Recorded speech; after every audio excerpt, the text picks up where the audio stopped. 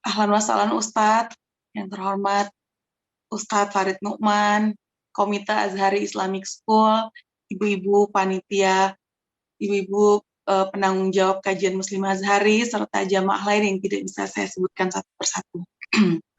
Bismillahirrahmanirrahim, alhamdulillahirabbil alamin. Innal hamdalillah nahmaduhu wa nasta'inuhu wa nastaghfiruhu wa na'udzubillahi min syururi anfusina wa min sayyiati a'malina. May yahdihillahu fala mudhillalah wa may yudhlil fala hadiyalah. Asyhadu alla ilaha illallah wa asyhadu anna Muhammadan abduhu wa rasuluh. La nabiyya ba'da. Qad qala Allah Ta'ala fil Qur'anil Karim, a'udzu billahi minasyaitonir rajim. Bismillahirrahmanirrahim. Yarfa'illahu alladzina amanu minkum walladzina utul ilma darajah. Shadaqallahu azim. Alhamdulillahirabbil alamin. Segala puji bagi Allah yang telah memberikan kita banyak nikmat, di antaranya nikmat iman, nikmat Islam, nikmat sehat walafiat, sehingga pada pagi hari ini kita semua dapat berkumpul di majelis ilmu yang insya Allah penuh barokah ini. Salawat dan salam semoga senantiasa tercurah atas uswatun hasanah, manusia yang paling sempurna akhlaknya, manusia yang mencintai kita lebih besar cintanya daripada cinta kedua orang tua kita, Nabi besar Muhammad Shallallahu Alaihi Wasallam. Allahumma sholli wa sallim barik alaihi beserta seluruh sahabat, keluarga, dan semoga kita semua termasuk orang-orang yang kelak akan berada bersama-sama di bawah panji-panji beliau. Amin, Allahumma amin. Dan semoga berkumpul sebagaimana Allah kumpulkan kita pada pagi hari ini di majelis ilmu ini, seperti ini pula kelak akan Allah kumpulkan kita di surganya nanti. Amin, Allahumma amin. Baiklah, untuk menambah keberkahan kajian kita pada pagi hari ini, marilah kita mulai kajian ini dengan mendengarkan bacaan Al-Quran yang akan dibacakan oleh Mbak Rara dan juga sari tilawah yang akan dibacakan oleh Mbak Dea. Bagi jamaah yang ingin menyimak, silakan dibuka mushafnya. Surah yang akan dibaca adalah Surah Al-Baqarah ayat 269. Kepada Mbak Rara dan Mbak Dea dipersilakan. Assalamualaikum warahmatullahi wabarakatuh. Waalaikumsalam warahmatullahi wabarakatuh. A'udzu billahi minasyaitonir rajim. Bismillahirrahmanirrahim. Yu'til hikmata man yasha' wa man yu'tal hikmata faqad utiya khairan katsira wa ma yadhakkaru illa ulul albab. Shadaqallahul azim.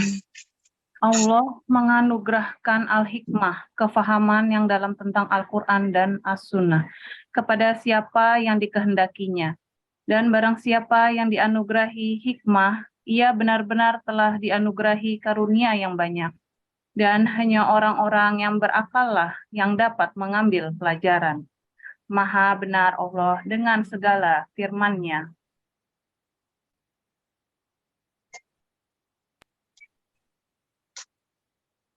Masya Allah, jazakumullah khair untuk Mbak Rara dan Mbak Dea yang sudah membacakan Al-Quran dan juga sari tilawahnya. Semoga baik yang membaca maupun yang mendengarkan mendapatkan rahmat dari Allah Subhanahu wa Ta'ala. Amin ya rabbal alamin. Sebelumnya saya informasikan kepada jamaah yang ingin memberikan infak terbaiknya, info mengenai rekening infak akan di-share di kolom chat, silahkan dicek. Jazakumullah khair. Baiklah, pada pagi hari ini kita akan sama-sama mendengarkan kajian dari Ustadz Farid Nu'man yang berjudul Mengenal Mazhab Imam Malik bin Anas. Setelah sebelumnya beberapa pekan yang lalu kita telah mengenal sosok Imam Abu Hanifah, yang mana kita mendengar pada kajian yang lalu bahwa beliau adalah seorang sholih yang berwudu, yang menunaikan sholat subuh dengan wudhu yang digunakan pada saat sholat Isya selama 40 tahun, dan bahkan dia telah hatam Al-Quran sebanyak 7.000 kali. Saat hari ini Allah mudahkan kita untuk mengenal salah satu imam dari 4 imam, yaitu Imam Malik bin Anas. Karena Ustadz telah bergabung bersama kita, marilah kita sama-sama memperbaiki niat bahwa kita belajar hari ini tidak hanya untuk menambah wawasan, tetapi juga untuk meraih keridhaan Allah Subhanahu wa Ta'ala. Siapkan alat tulis, karena sebaik-baik ilmu untuk mengingat adalah dengan dicatat. Baiklah, mari sama-sama kita dengarkan penjelasan Ustadz Farid Nu'man mengenal mazhab Imam Malik bin Anas kepada Ustadz. Waktu dan kita persilakan. Tafadhol Ustadz. Ya, jazakillah khairan. Suara saya masuk nggak? Masuk Ustadz. Ya. Bismillah, alhamdulillah. Assalatu wassalamu ala rasulillah wa ala alihi wa sahbihi wa man walah wa la hawla wa la quwata illa billah, amma ba'd. Assalamualaikum warahmatullahi wabarakatuh. Waalaikumsalam. Bapak Ibu sekalian, azanullah wa iyyakum. Alhamdulillah, pada pagi hari ini pertemuan kita yang ketiga, ya. Yang pertama, kita sudah membahas pengantar memahami madhab. Ya, kurang lebih kita sudah membahasnya itu 2 bulan lalu. Ya, saat itu kita membahas tentang definisi mazhab, ya, kemudian macam-macam mazhab, ya, mazhab apa saja yang biasa dikenal di jagat fikih Islam. Kemudian juga kita membahas saat itu kenapa bisa muncul mazhab di dalam Islam, dan juga apakah mazhab itu wajib atau tidak. Nah, itu semua sudah kita bahas waktu pertemuan yang pertama. Kemudian pertemuan kedua waktu bulan lalu kita sudah bahas tentang atau mengenal mazhabnya Imam Abu Hanifah beserta profil Imam Abu Hanifah sendiri. Ya, saat itu kita juga sudah membahas tentang bagaimana metodologi kalangan Hanafiyah, ya, ketika mereka menelurkan fatwa. Lalu kemudian juga kita saat itu sudah membahas, ya, tokoh-tokoh, lalu kitab-kitab, buku-buku yang biasa menjadi rujukan dalam mazhab Hanafi, ya, beserta hal-hal unik, ya, hal-hal unik yang terkait yang pernah muncul dari mazhab Abu Hanifah. Nah, pada kesempatan kali ini kita lanjut pada mazhab yang kedua. Mazhab yang kedua dalam deretan 4 mazhab fikih Ahlus Sunnah wal Jamaah yang masih eksis sampai hari ini. Ya, kita lihat dulu selayang pandang, ya, selintas melihat bagaimana dan apa mazhabnya Imam Malik atau mazhab Maliki. Jadi mazhab ini awal pertumbuhannya adalah di Madinah, karena memang Imam Malik seorang ulama yang lahir di Madinah, wafat pun di Madinah, bahkan beliau seumur hidup tidak pernah keluar Madinah kecuali ketika haji saja. Ya. Jadi beliau berbeda dengan kalangan yang lainnya, yang mana Imam Abu Hanifah melakukan pengembaraan, kemudian Imam Syafi'i juga demikian, ya, dari Baghdad ke Mesir. Imam Syafi'i juga pernah ke Yaman, ya, pernah juga di Mekah dan di Madinah bersama Imam Malik. Lalu dia pun wafatnya di Mesir. Imam Ahmad bin Hanbal juga begitu. Dia berputar-putar, mengembara di berbagai macam negeri. Adapun Imam Malik, beliau hanya di Madinah. Namun demikian, beliau rahimahullah berguru kepada 900 orang. Jadi walaupun di Madinah, ya, enggak kemana-mana begitu, ya, dia berguru kepada 900 orang. Nanti kita lihat dalam sejarah bagaimana pengembaraan ilmiah beliau. Ya, lalu kemudian penyebaran mazhabnya Imam Malik ini di antara 4 mazhab dia tidak terlalu luas.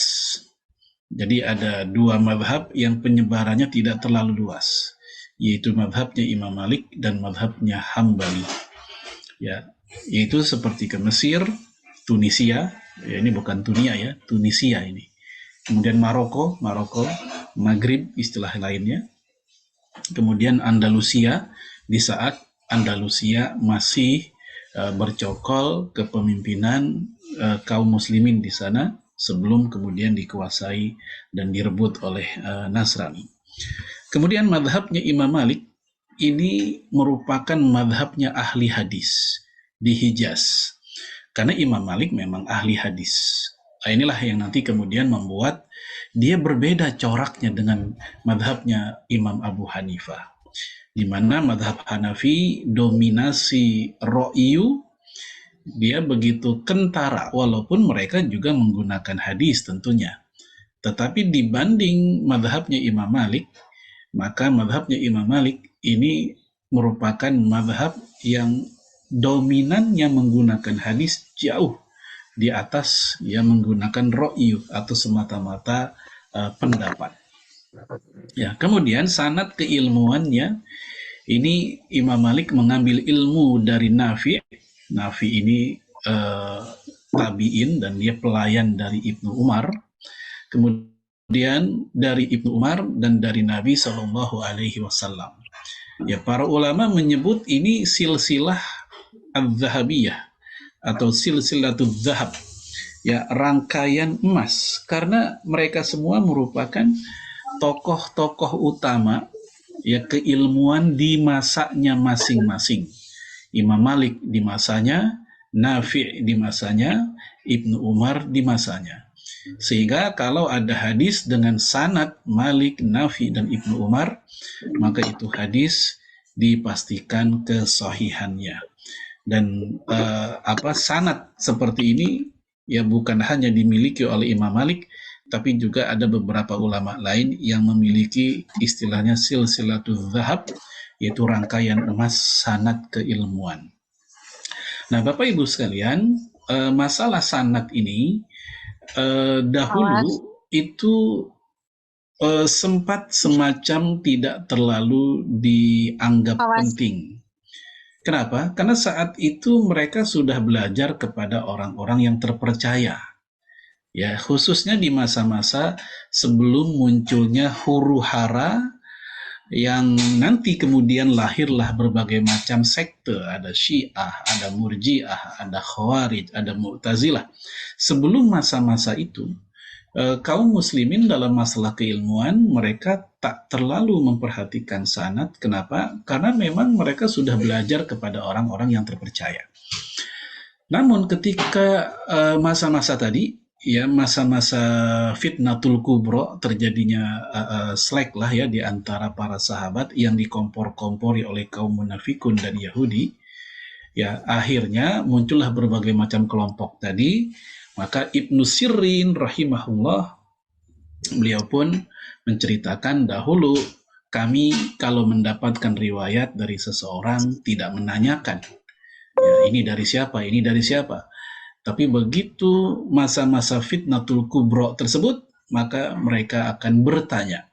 Kalau datangnya dari seseorang yang ahlu sunnah, maka mereka akan menerimanya. Tapi kalau tidak, maka mereka menolaknya. Jadi mulai ada kewaspadaan mengambil sanad keilmuan itu pasca ya fitnatul kubro, terjadinya perselisihan besar di antara para sahabat, yang dari situ muncullah berbagai macam sekte-sekte. Hingga akhirnya Ibnu Sirin sendiri mengatakan al-isnadu minad-din, falaulal isnad la yakulu man syaa ma syaa. Sanad itu bagian dari agama.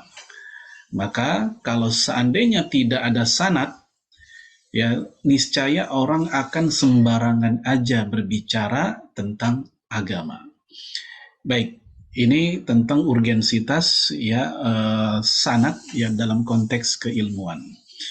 Walaupun demikian, sebagian ulama seperti Imam Izzuddin bin Abdussalam dan Imam As-Suyuti mengatakan untuk masalah talaki Al-Quran, maka bersanad itu mau tidak mau mesti.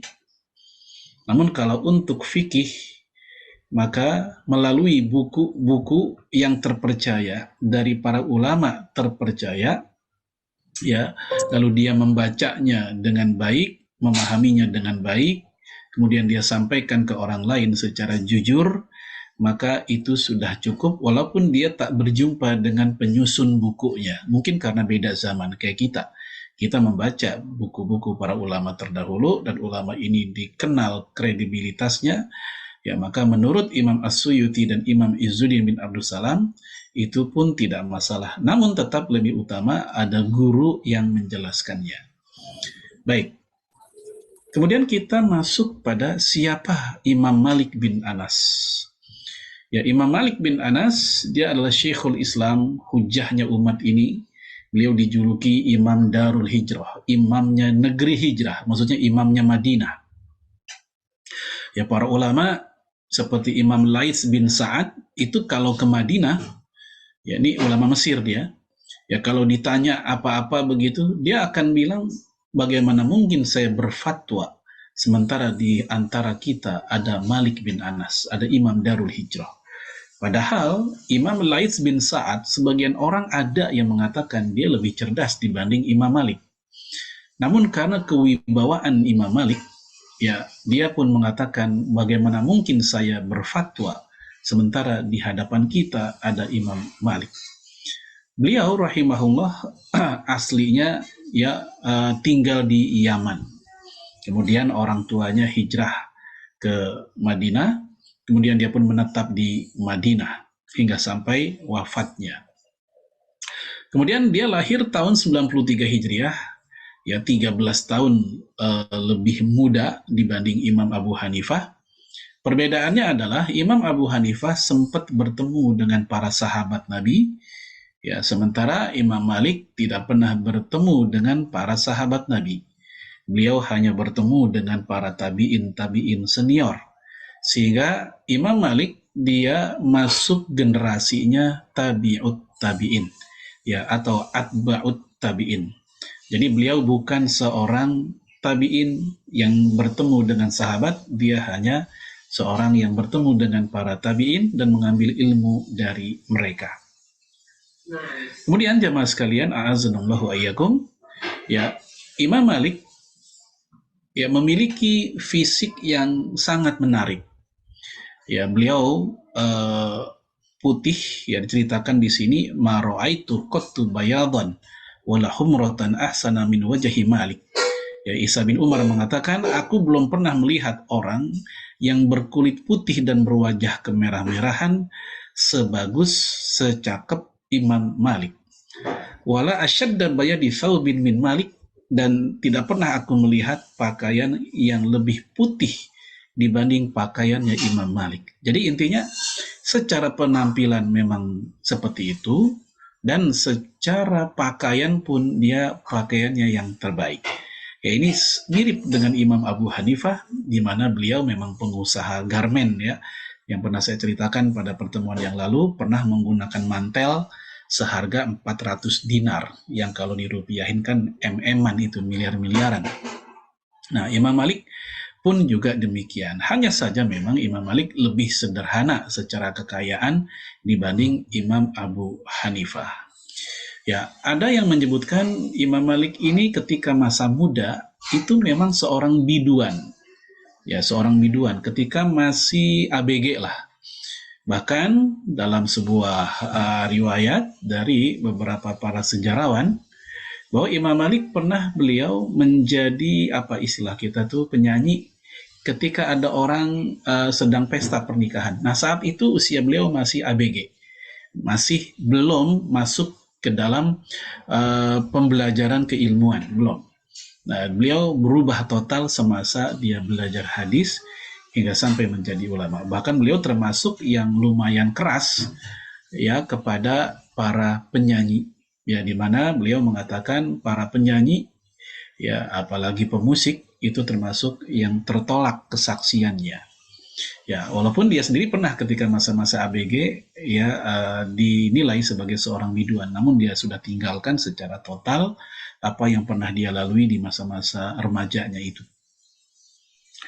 Ya, kemudian jamaah sekalian, a'azzanallahu wa iyyakum, kita lihat Imam Az-Zahabi juga menceritakan tentang ya penampilan bagaimana Imam Malik. Ya, wa naqala ghairu wahid annahu kana tuwalan. Lebih dari satu orang yang mengatakan bahwa dia itu tinggi fisiknya. Ya, kemudian jasiman, ya blonde, ya agak bule. Kemudian azim al-hamah, ya kemudian dia juga seseorang yang jenggotnya lebat, ya ashkara abyadur ra'si walihiyah, dan kemudian kepalanya pun botak. Ya, ini umumnya orang Arab. Sampai hari ini, ya kalau kita lihat orang-orang Arab, walaupun mereka pakai peci, pakai sorban, itu kalau dibuka rata-rata mereka botak tuh, bapak-bapaknya, laki-lakinya. Karena mungkin ada pengaruh ya kalau orang keseringan pakai penutup kepala, ya peci atau apa, itu biasanya ya tunggu aja beberapa tahun biasanya akan banyak yang rontok begitu. Nah, jamaah sekalian, a'azzanallahu wa iyyakum. Kemudian wa kana la yufi syaribahu, dia tidak memendekkan kumisnya. Jadi dia termasuk ulama yang membid'ahkan kalau ada orang nyukur kumis itu sampai botak. Ya, misal contoh saya kan nyukurnya sampai habis ya. Kalau menggunakan fikihnya Imam Malik, beliau termasuk yang tidak suka ketika ada orang yang mencukur kumis laki-laki khususnya itu sampai habis. Dan beliau termasuk yang menganggap itu bid'ah. Ya, alasan beliau adalah Umar bin Khattab radhiyallahu an itu kalau lagi marah sambil memelintir kumisnya. Itu Umar bin Khattab. Hal ini diceritakan dalam kitab Zadul Ma'adnya Imam Ibnu Qayyim al-Jauziyah. Berbeda dengan Imam Abu Hanifah, ya kemudian Imam Ahmad bin Hambal, di mana mereka mengatakan justru memotong kumis itu adalah sampai habis. Ya, berdasarkan riwayat dari Ali bin Abi Thalib bahwa Ali bin Abi Thalib kalau nyukur kumis itu sampai habis. Lalu kemudian dalam riwayatnya Imam Syafi'i, ya Abu Thawr, ya kata Imam Ibnu Qayyim tidak ada riwayat ya tentang Imam Syafi'i masalah menyukur memendekkan kumis. Namun Abu Thawr menceritakan ya sebagai sahabat, salah satu sahabat atau pengikut Imam Syafi'i terdekat, ya beliau termasuk yang kalau nyukur kumis itu habis. Maka dari perilaku Abu Thawr ini bisa diindikasikan bahwa Imam Syafi'i pun ya sebagaimana Imam Abu Hanifah dan Imam Ahmad bin Hambal, beliau mencukurnya sampai habis. Jadi di antara 4 madhab, kemungkinan besar selain Imam Malik mereka lebih pada kalau memendekkan kumis sampai habis, kecuali Imam Malik yang tetap yang menyisakan nggak sampai habis begitu. Bahkan beliau cukup keras, ya orang yang menyukur kumis sampai habis itu mesti diberikan takzir, ya mesti diberikan hukuman. Ya, ini pendapat yang agak berbeda dengan yang lainnya. Nah, kemudian guru-guru dari Imam Malik, ya kita lihat di sini ya bahwasanya beliau berguru kepada orang yang banyak.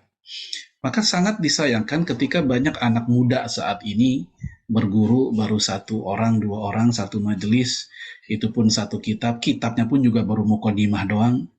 Tapi mereka perilakunya sudah seolah-olah menjadi imam besar yang sudah berani menyalah-nyalahkan para ulama-ulama yang habis waktu, umur, tenaga, biaya untuk keilmuan. Mereka berani menyudutkan para imam mazhab, yang mereka berani ya sampai menyepelekan keilmuan para imam mazhab sambil mengatakan cukup bagi kami Quran dan Sunnah. Ya, padahal untuk memahami Quran dan Sunnah butuh perangkat ilmu yang tidak sederhana. Ya, begitu pula dalam memahami hadis Nabi Shallallahu Alaihi Wasallam.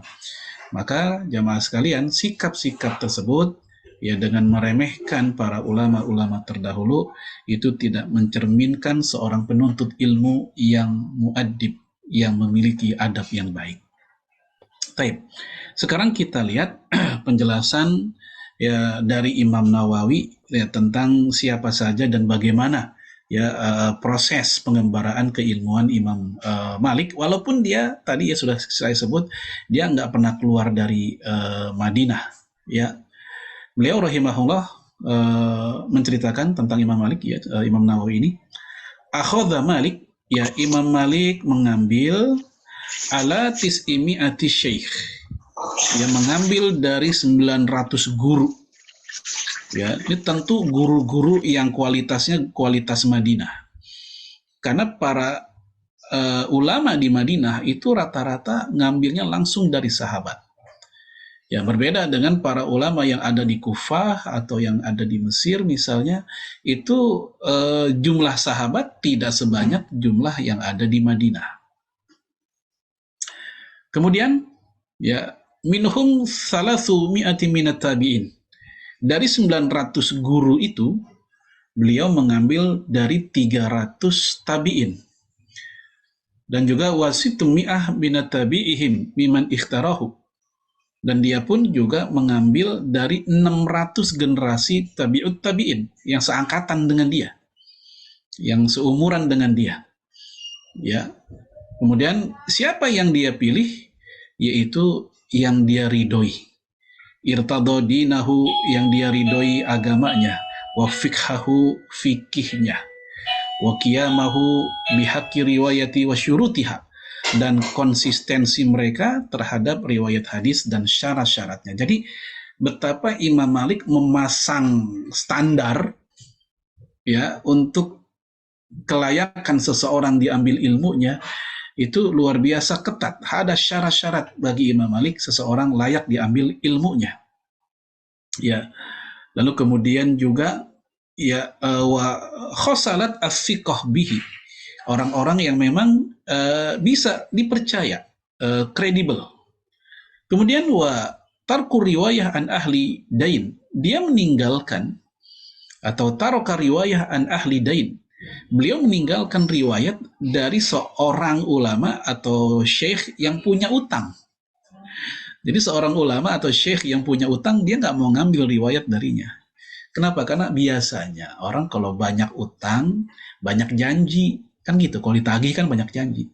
Kalau banyak janji, khawatir, ya, banyak meleset janjinya, banyak bohongnya. Nah, dari situ ada indikasi khawatir kalau udah banyak janji, banyak bohong, hadisnya pun juga banyak bohongnya. Maka dia pun nggak mau ngambil ilmu dari orang yang banyak utangnya. Kemudian, jamaah sekalian, azanullahu yakum, ya, wasolahi la yarifuna riwayah, dan dia pun juga melakukan perbaikan kepada orang-orang yang riwayatnya, ya, enggak dikenal, sama dia akan diperbaiki, ya. Baik, jamaah sekalian, azanullahu yakum. Nah, ini tentang masalah siapa? Imam Malik. Kemudian kita lihat Imam Nawawi juga menceritakan nama-namanya yang menjadi guru beliau, ya, yaitu seperti Nafi, Muhammad bin Al-Munkadir, Abu Zubair, Az-Zuhri, dan seterusnya.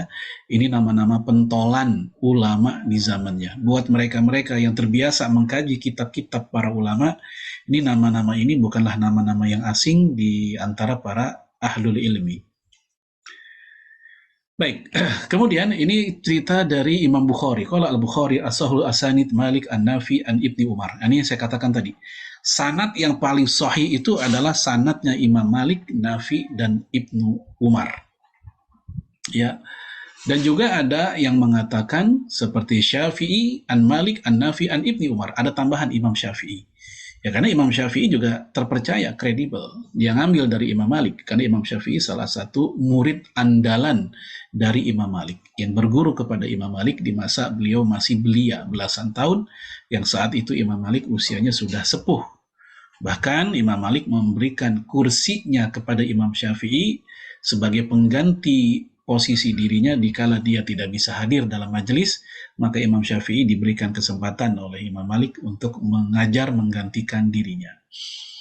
Nah, jamaah sekalian, a'azanallahu wa iyyakum, ini tentang siapa-siapa yang menjadi gurunya. Adapun murid-muridnya banyak, Imam Syafi'i termasuk gurunya, ya, kemudian Ashab, ya, kemudian juga Ibnul Qasim. Ini orang-orang utama yang menjadi ashabul wujuh istilahnya, yang memperkenalkan pertama kali mazhabnya Imam Malik. Ya.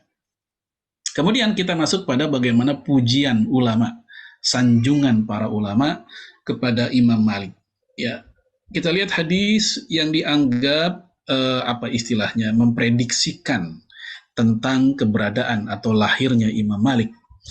Yushiku ayadriban nas akbadal ibil yatlubuna al-ilma fala yajiduna ahadan a'lam min alimil Madinah. Bahwasanya manusia hampir-hampir memukul perut unta ya demi mencari ilmu. Ini menunjukkan saking susahnya. Ya, maksud dari memukul ya manusia memukul perut unta ini saking susahnya ya untuk mendapatkan ilmu yang bisa dipercaya ya, dan mereka tidak mendapatkannya ya seorang pun untuk itu ya yang lebih berilmu dibanding alimnya ulamanya Madinah. Nah, siapakah dia? Kata Imam Sufyan bin Uyainah, yang dimaksud alimnya Madinah adalah Imam Malik. Kemudian juga ya para ulama yang lain seperti Imam Yahya Al-Qattan juga mengatakan dia adalah Imam Malik. Walaupun ada penjelasan ulama Madinah ini adalah siapapun yang menjadi imam besar di Madinah, maka termasuk Imam Malik juga di dalamnya. Ya, walaupun hadis ini secara status diperselisihkan kesahihannya.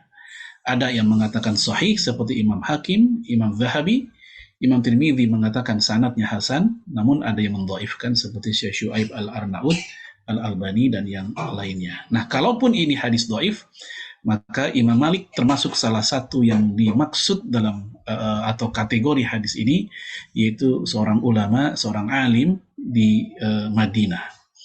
Bahkan ya Imam Syafi'i rahimahullah, kita lihat ya pujian Imam Syafi'i, jika disebut nama para ulama maka Malik adalah bintangnya.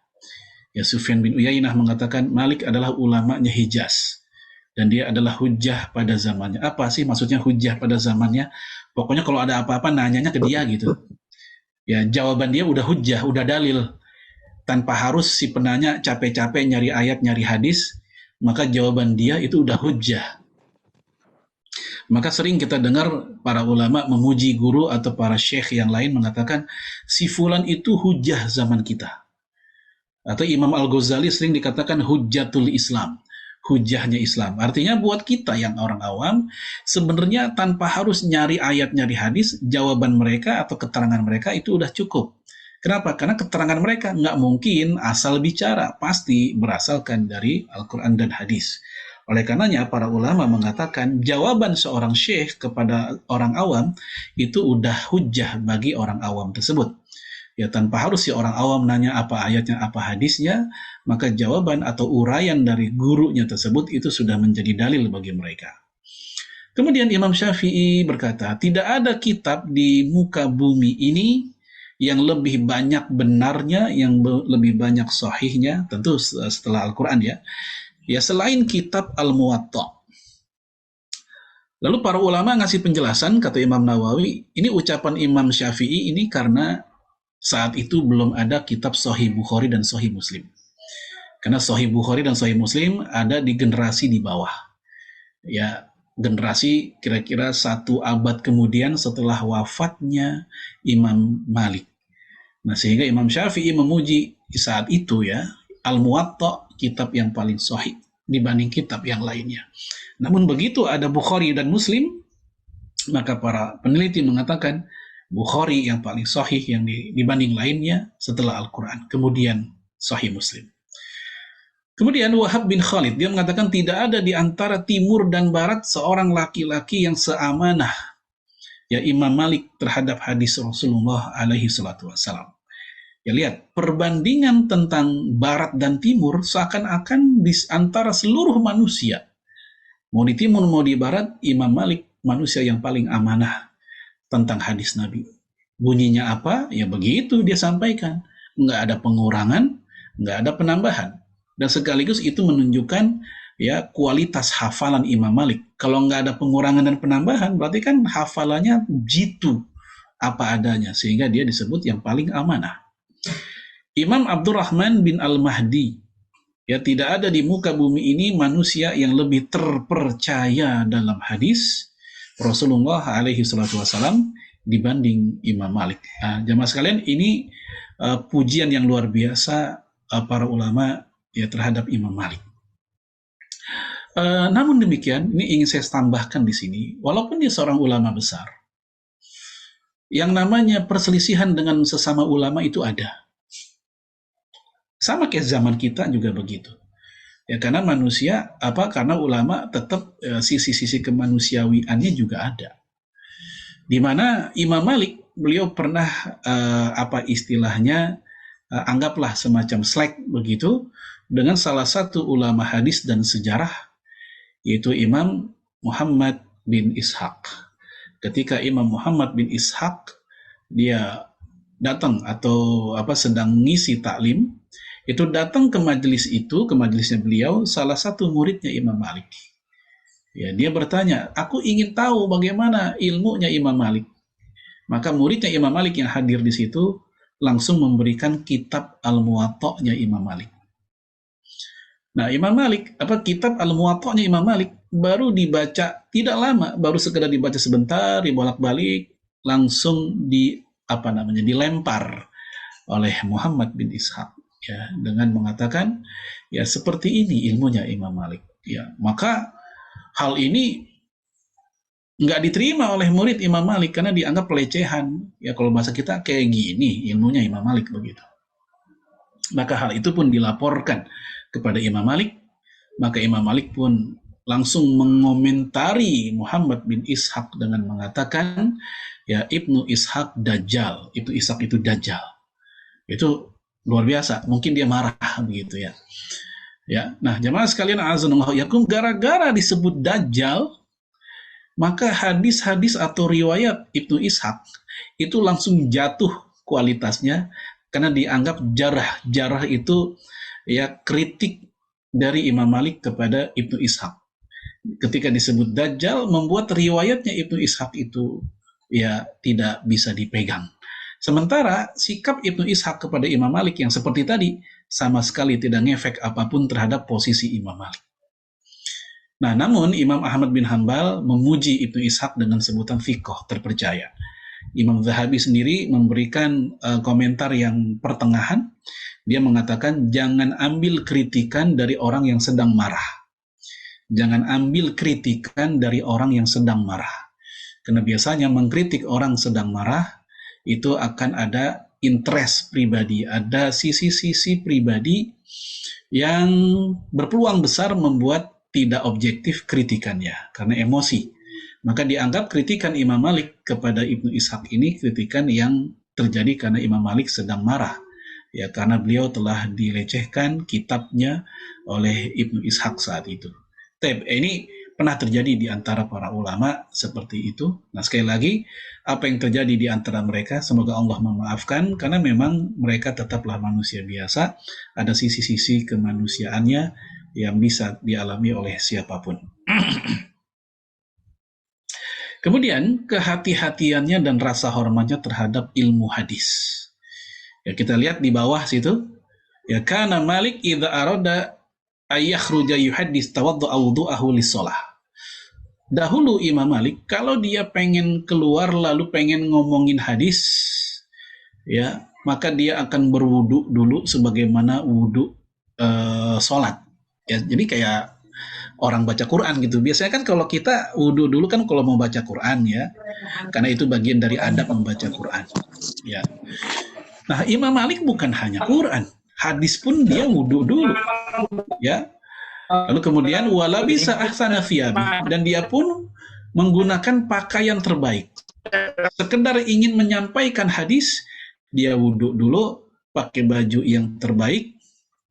Ya, kemudian dia pun juga wa mashta lihiyatihi, dan dia pun menyisir, merapikan jenggotnya. Faqila lahu fi dzalik, maka ada orang yang nanya ke dia.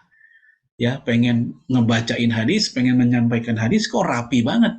Pakai wudhu dulu, ganti baju dulu yang rapian, kemudian dandan dulu. Ya, faqal, dia menjawab kenapa dia seperti itu. Aukir bihi hadis Rasulullah alaihi salatu wasalam. Itu kata beliau. Beginilah aku memuliakan hadis Nabi sallallahu alaihi wasallam. Imam Malik pernah ketika dia sedang ngisi taklim ya, lagi ngasih pelajaran ke siswa-siswanya, ya, tahu-taunya dia berdiri gitu. berdiri sambil wajahnya menghadap keluar ruangan tempat dia mengajar. Kemudian selesai, dia duduk lagi dan dia melanjutkan pelajaran. Selesai pelajaran, ada muridnya, ada siswanya yang bertanya, kenapa tadi berdiri? Dia pun menjawab, tadi waktu lagi ngisi, lagi belajar, lagi ngajar gitu kan, dia lihat ada anak kecil lari-larian di luar. Ternyata pas dia lihat, itu anak adalah putra dari salah satu gurunya. Maka untuk menghormati gurunya, walaupun gurunya lagi nggak ada, itu anaknya doang di luar lagi pada lari gitu. Ya, untuk menghormati gurunya, ya sebagai ayah dari anak itu, maka aku hormati anaknya juga. Maka dia berdiri untuk menghormati ayah anak itu dengan cara berdiri menghormati anaknya. Ini Imam Malik. Dan akhirnya apa yang terjadi jamaah sekalian? Kalau guru seperti itu, ya bentuk ihtiramnya kepada guru-gurunya, dan murid pun juga begitu ihtiram, hormat kepada gurunya, ya wajar kalau ilmu mereka berkah sampai hari ini orang masih pelajari. Ya, mohon maaf, hari ini kan nggak gitu. Ada siswa depan guru, dia main Mobile Legend, boro-boro menghormati Mobile Legend. Kalau perlu gurunya diajak main. Ya, nah hal ini dampaknya untuk Imam Malik sendiri. Kita lihat Imam Syafi'i sebagai murid Imam Malik pun juga demikian kepada Imam Malik. Ya, Imam Al-Baihaqi yang menceritakan tentang bagaimana Imam Syafi'i ketika taklim, ketika belajar kepada Imam Malik. Ini kitab ya, misal dia lagi buka kitab gitu. Itu buka halaman per halaman pelan banget. Jadi bukanya pelan banget gitu. Sampai dia berupaya tidak ada gesekan suara. Nah, selesai taklim, Imam Syafi'i ditanya, kenapa Anda membuka lembaran tadi itu pelan banget, ada apa gitu? Yang lain kan buka biasa, ya biasa aja buka nyari halaman gitu kan. Imam Syafi'i bukanya pelan gitu. Jawaban Imam Syafi'i ada, aku khawatir gesekan suara kertas ini mengganggu konsentrasi dan kewibawaan Imam Malik. Ini Imam Syafi'i. Dia nggak mau buka buku sampai begitu rame, berisik begitu, karena khawatir ya khawatir mengganggu konsentrasinya Imam Malik dan karena faktor wibawaan Imam Malik. Kemudian ternyata ini berderet lagi, turun gitu. Imam Syafi'i pun juga begitu ngalamin. Murid-murid Imam Syafi'i juga begitu. Ya, Imam Yahya bin Sa'id Al-Qattan, walaupun secara usia lebih tua dibanding Imam Syafi'i, namun dia ngajinya, belajarnya kepada Imam Syafi'i. Imam Yahya bin Sa'id cerita, saya kalau lagi di depan Imam Syafi'i, saya tidak akan minum selama dia melihat saya. Jadi selama Imam Syafi'i ngobrol sama dia dan memandang dia nggak akan begini di depan gurunya. Dia akan terus memandangnya. Nggak berani dia minum dalam rangka menjaga tadi, ya menghormati kewibawaan gurunya. Itu Imam Syafi'i. Jadi seperti itu. Nular gitu. Kebaikan itu nular. Turun-temurun hingga sampai ke bawah. Bagaimana dia seperti itu kepada gurunya, maka muridnya pun juga begitulah kepada dia. Ini merupakan cost atau harga yang pantas yang Allah berikan kepada murid-murid seperti itu. Maka ketika mereka pun menjadi seorang guru, pun murid yang lain juga demikian kepadanya. Baik, kemudian ini tentang bagaimana hati-hatinya Imam Malik. Silakan Bapak Ibu baca di situ. Ya, ketika dia ditanya oleh Habib Al-Waraq, ya kenapa Imam Malik itu tidak mau mengambil hadis dari 3 orang laki-laki yang dikenal syekhnya hadis di masanya. Ternyata kata Imam Malik, ya Habib, wahai Habib, adraktu hadzal masjid wa fihi 70 syekhon. Di masjid ini dulu saya pernah ketemu 70 seorang syekh. Jadi bukan hanya 3 orang, 70 orang saya pernah ketemu di sini. Mimman adraka ashaba Rasulillah alaihi salatu wasallam. Di mana 70 orang itu pernah ketemu dengan sahabat Nabi. Ya. Kemudian wara'a tabi'in, dan 70 orang itu pun mereka meriwayatkan hadis dari tabi'in. Namun walam nahmil al-hadis ila an ahli. Saya tidak mengambil hadis kecuali dari ahlinya. Jadi walaupun 70 syekh ini pernah ketemu sahabat Nabi, pernah belajar kepada para tabi'in, Imam Malik nggak mau sembarangan ngambil tetap. Di mata Imam Malik, kalau itu bukan ahlinya, ya dia nggak akan ngambil. Kalau sekedar pelajaran yang sifatnya standar aja, nasihat-nasihat, dari siapapun kita boleh ngambil. Dari anak kecil pun kita boleh ngambil kan, untuk masalah nasihat, yang baik-baik, begitu. Tapi kalau konteksnya udah keilmuan, karena ilmu ini nggak boleh sembarangan estafetanya, maka Imam Malik pun tidak mau sembarangan mengambil ilmu dari orang yang dia jumpai, walaupun itu orang dikenal sebagai seorang syekh di masanya. Sehingga wajar ketelitian Imam Malik seperti ini membuat Imam Syafi'i memuji kitab Al-Muwatta'-nya sebagai kitab yang paling sahih di masanya. Nah, jamaah sekalian, a'azzanallahu wa iyyakum, ini selintas tentang keistimewaan sikapnya Imam Malik dalam kehati-hatiannya mengambil ilmu, mengambil hadis dari ulama-ulama terdahulu atau sezamannya. Kemudian kita masuk tokoh-tokoh madhab Imam Malik. Orang-orang yang paling banyak menghimpun fikihnya Imam Malik dan mengajarkan dan menyebarkannya. Pertama, Abdurrahman bin Al-Qasim, ya, atau Ibnu Al-Qasim. Ya, saya ada kitabnya Al-Mudawanah, itu sering tuh mengutip dari Qala Ibnu Al-Qasim, Qala Ibnu Al-Qasim. Ini karena memang dia yang paling sering merekam ya ilmunya Imam Malik. Kemudian Ibnu Wahab, kemudian Ashhab bin Abdul Aziz, Asbat bin Farad, Ibnu Abdul Hakam. Nah, ini berlima ini dianggap tokoh-tokoh link pertama lah. Link pertama di antara kawan-kawannya Imam Malik. Ya, di antara mereka ada yang memang junior ketika Imam Malik sudah sepuh, ada yang mereka masih remaja, ada juga yang secara umur ya mereka pantarannya Imam Syafi'i juga ada. Nah, mereka inilah nanti yang mengemukakan, mengajarkan, menyebarkan, menghimpun pemikiran Imam Malik dalam buku-buku mereka dan mereka pun sebarkan kepada yang lainnya. Kemudian para ulama Malikiyah generasi selanjutnya, Imam Ibnu Abdul Bar. Ya, kemudian Imam Ibnul Arabi, bukan Ibnu Arabi. Ya, kalau Ibnu Arabi itu seorang sufi, ya. Dan ini lain orang dengan Ibnul Arabi. Ibnul Arabi ini dia ahli tafsir, ahli fikih dan ahli hadis. Dan secara fikih dia mazhabnya Imam Malik.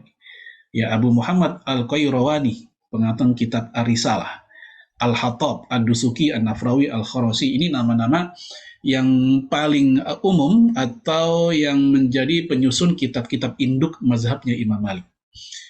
Baik, kemudian ini kitab-kitab induknya, Al-Muwatta' yang berisi ribuan hadis dan juga fatwa-fatwa para sahabat dan tabi'in.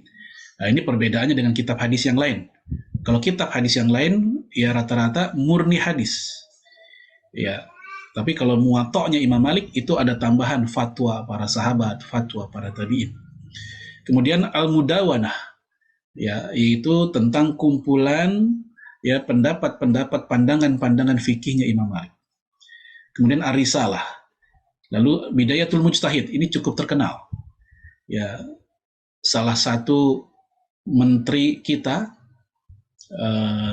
mantan menteri sosial, ya siapa? Habib Salim Segaf Al-Jufri, dia pengajar Bidayatul Mujtahid di Libya. Dan beliau kalau ngajar tuh nggak pakai kitab, udah hafal. Ya, ini sebuah kitab yang diterjemahkan ke Indonesia mujalladat, berjilid-jilid. Tapi aslinya tidak, saya punya hanya satu jilid, ya, tebalnya segini. Ya, ini merupakan kitab perbandingan mazhab. Ya, di situ walaupun penyusunnya bermazhab Imam Malik, namun isinya bukan hanya fikih Imam Malik saja. Di situ ada pandangan Syafi'iyah, Hanafiyah, dan Malikiyah. Adapun pandangan Hambaliyah, ulama Hanabilah, atau pendapat Imam Ahmad, di dalam kitab Bidayatul Mujtahid sangat sedikit dikutip. Ya, mungkin hanya beberapa saja. Tapi sampai ribuan dia ambil pendapat dari kalangan tiga mazhab tadi. Ya. Kemudian At-Talqin fil Fiqhil Maliki. Lalu Hasyiyah Ad-Dusuki, Hasyiyah As-Sawi. As-Sawi ini belum lama, dia baru 2 abad yang lalu. Ya, bukan kategori abad pertengahan atau awal-awal. Nah, ini diantara kitab-kitab induk madhabnya Imam Malik. Nah, kemudian kita masuk pandangan-pandangan yang unik, yang tidak lazim di kita di Indonesia dari madhabnya Imam Malik. Ya, yaitu seluruh tubuh anjing tidak najis, termasuk liurnya. Bulu, kulit, kuku, apalagi tuh liur, ya semuanya bagi golongan Malikiyah ini nggak ada yang najis. Yang najis ya hanya kotorannya saja. Ya kenapa? Ya karena mereka menganggap tidak ada ayat dan tidak ada hadis yang lugas mengatakan anjing itu seluruh tubuhnya najis dan liurnya najis, tidak ada. Ya, bagaimana dengan hadis yang berbunyi idza walago al-kalbu fi ahadi inaikum, kalau ada seekor anjing yang minum di bejana kalian, faksil sab'u marrat ihdahunna biturab, cucilah 7 kali, salah satunya atau yang pertamanya dengan tanah. Menurut golongan Malikiyah, ini hadis bukan menceritakan kenajisan anjing atau kenajisan liur anjing. Hadis ini hanya menunjukkan perintah. Pokoknya kalau bejana kita lalu ada anjing yang menjilat-jilat atau minum di situ, ya udah bersihin aja. Itu tentang membicarakan itu, bukan tentang membicarakan kenajisan liur anjing. Nah, ini dalam pandangan golongan Malikiyah. Sehingga jangan kaget, para ulama Malikiyah pun tak mempermasalahkan ketika ada orang tilawah Quran sambil mengusap-usap anjing misalnya. Itu mereka tak mempermasalahkan, karena bagi mereka anjing itu tidak najis. Berbeda dengan di Indonesia yang mazhabnya Syafi'i, yang kultur mazhabnya Syafi'i, yang memandang anjing itu najis seluruhnya, atas bawah, luar dalam, kulit, bulu, liur, apalagi kotoran dan air kencingnya, semua najis. Nah, yang pertengahan adalah di antara dua mazhab itu, yaitu Hambali dan Hanafi. Kata Hambali dan Hanafi, liurnya najis, tapi untuk kulit, bulu, tidak najis. Ini pandangan di antara dua pandangan tersebut. Baik, kemudian bulu babi di sini bukan bulu babi hewan yang di laut ya. Bulu babi dalam arti memang bulunya babi, benar-benar bulu babi gitu. Boleh dijadikan benang. Ya, dan ini juga menjadi pendapatnya Said Sabiq. Ya, boleh dijadikan benang. Nah, pendapat ini istilahnya kalau di Indonesia agak berabe juga ya. Karena khawatir akan disalahgunakan oleh produsen koas, ya, kuas ya. Khawatir koas ada yang terbuat dari bulu babi tersebut. Ya, masih mending kalau koas itu dipakai buat ngecat tembok. Tapi buat ngolesin mentega martabak, nah itu dari bulu babi, gimana? Ya, kalau seandainya si pedagang martabak bilang menurut Imam Malik ini boleh, mungkin dia ngaji juga gitu. Maka kita ya sebagai yang mengikuti kultur mazhab Syafi'i di Indonesia itu akan ada rikuh di hati kita. Dan pandangan yang lebih hati-hati memang lebih baik tidak sama sekali. Terlepas dari secara fikih Imam Malik dan beberapa ulama ada yang mengatakan tidak ada masalah bulu babi itu. Ya, kemudian hewan hasyarat adalah halal. Apa contohnya? Seperti berbagai serangga, kecoa, apalagi tuh, jangkrik, gaang, rayap. Itu dalam fikih mazhabnya Imam Malik itu nggak apa-apa dimakan. Laron, ya, dan semisalnya. Tikus, ini disebutkan oleh Imam Nawawi dalam Majmu' Syara' al-Muhadzab bahwa Imam Malik tidak mengharamkan kecoa, tidak mengharamkan tikus, bagi mereka itu halal. Cacing, ulat dengan berbagai macam varian ulat, bekicot darat, ya, yang sering nempel di tembok rumah kita kalau lagi musim lembab gitu, bagi mereka nggak ada masalah, ya. Kodok atau katak, kura-kura, ya, baik kura-kura yang di laut, penyu, atau kura-kura ya yang sering kita lihat ya di kolam, di darat lah, kadang dia ke darat begitu. Kemudian babi laut, ya, lalu buaya, timsah buaya, ya, kemudian anjing laut, bahkan mermaid, putri duyung, bukan ikan duyung ya, ikan duyung mah lain lagi, putri duyung. Yang selama ini kita anggap mitos, kisah-kisah di film kartun, itu di dalam kitab-kitab mazhabnya Imam Malik, kemudian kitab mazhab Zohiri, Imam Ibnu Hazm, itu mermaid itu ada. Bukan hanya mitos, ada di laut. Ya, bahkan beberapa video di YouTube mencoba membuktikan hal itu. Bahkan di zaman sekarang saja, ulama Saudi, Syekh Shalih Fauzan, beliau ditanya oleh nelayan di Jeddah, ketika mereka mendapatkan menangkap mermaid tersebut. Nah, mereka bertanya, apa hukumnya memakan ikan yang kepalanya kepala orang, rambutnya gondrong kayak perempuan, badannya badan ikan? Maka dijawab, boleh. Dia sama, hukumnya sama seperti dengan hukum ikan yang lain. Itu dibahas sudah lama oleh mazhabnya Imam Malik. Berbagai macam kucing besar, harimau, singa, bagi mereka itu nggak haram, itu makruh saja. Atau paling tidak di internal mereka terjadi perbedaan pendapat, haram atau makruh. Ya, kera, gajah itu makruh. Ya, anjing ada dua pendapat dalam internal mazhab Imam Malik, yaitu haram dan makruh. Tapi yang lebih kuat kata Imam Ibnu Abdul Bar, anjing di internal mazhabnya Imam Malik adalah haram, bukan makruh. Ya. Kemudian yang juga unik, mereka memakruhkan cadar. Perempuan pakai cadar itu dianggap makruh dan dianggap gulu fiddin, berlebihan dalam agama. Ya, nah ini sangat berbeda dengan yang lainnya. Di dalam mazhabnya Syafi'i, ya ada dua pendapat. Cadar itu wajib karena wajah wanita aurat. Ya, pendapat yang umum di mazhab Syafi'i, cadar itu tidak wajib, dia sunnah seperti yang dikatakan oleh Imam Nawawi. Ya, kemudian ini juga menjadi pandangan para ulama yang lainnya. Adapun mazhabnya Imam Malik, ya justru mengatakan pakai cadar itu gulu fiddin. Nah, ini pandangan yang unik ya di antara fikih-fikihnya Imam Malik dan lain-lain. Ya. Kemudian kita masuk sumber dan metode mazhab Maliki. Nah, secara umum ya mazhabnya Imam Malik sama dengan yang lain, yaitu menjadikan 4 sumber pokok yang telah disepakati sebagai rujukan utama, yaitu Al-Quran, As-Sunnah, dan Ijma'. Tentang dalilnya udah kita bahas ya waktu pertemuan yang lalu, ya ketika Umar bin Khattab radhiyallahu an berpesan kepada Qadi Asy-Syuraih, ya bahwasanya kalau engkau mendapatkan permasalahan, dari mana mencari jalan keluarnya? Dia mengatakan bil Quran, pakai Quran. Fa ilam tajid, kalau di Quran nggak ada gimana? Bis sunnah, pakai hadis. Fa ilam tajid, kalau di sunnah nggak ada gimana? Dia mengatakan bi ijma'il muslimin atau bi ijma'in nas, dengan ijma'nya manusia. Fa ilam tajid, kalau di ijma' juga nggak ada gimana? Dia pun menjawab, ajtahidu bira'i, saya akan berijtihad. Itulah kias. Nah, inilah 4 dasar yang telah disepakati. Nah, kemudian ada sumber yang lain yang menjadi spesifik. Ya, golongan Malikiyah. Pertama, istihsan. Ya, ini sama dengan golongan Hanafi. Hanafi pun juga ngambil dari istihsan.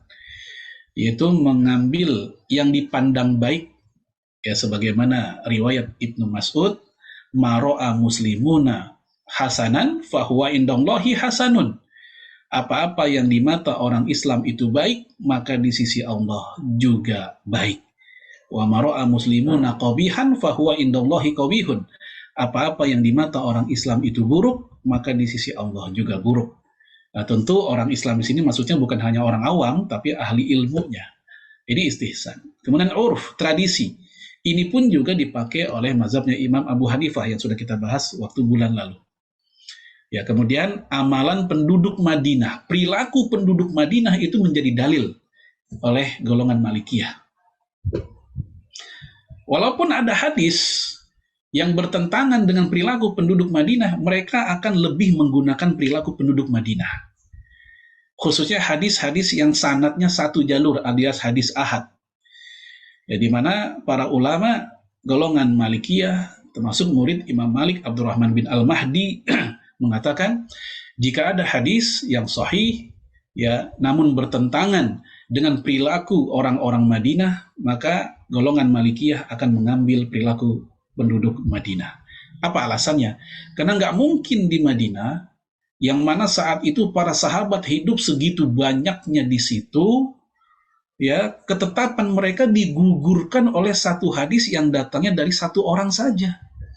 Sementara penduduk Madinah yang kebanyakan para sahabat, pastilah mereka mengambil dari Rasulullah, dan itu lebih kuat karena diriwayatkan oleh banyak orang. Itu logika yang dibangun oleh golongan Malikiyah. Kenapa amalan penduduk Madinah itu juga dijadikan dasar? Saya ambil contoh. Jadi dulu ada orang Mekah itu datang ke Madinah. Dia terheran-heran dengan pakaian sebagian kaum laki-laki di Madinah. Jadi orang Madinah itu ada ya yang menggunakan pakaian mungkin Bapak Ibu pernah lihat ya apa namanya tuh jas hujan yang pakai penutup kepala sama bagian bawah. Apa istilahnya sih? Ponco ya. Atau kayak sweater ya kalau sekarang itu. Nah, itu orang-orang Madinah itu pakai begitu bajunya. Atasnya ketutup, terus bawahnya begini. Nah ini orang Mekah bingung. Karena kata orang Mekah, bagi kami di Mekah, ini pakaian meniru-niru orang kafir. Ya, dianggap meniru-niru pakaian orang kafir. Maka dijawab oleh Imam Malik, tidak. Pakaian ini sudah dipakai di sini, di Madinah, sejak zaman orang-orang tua kami.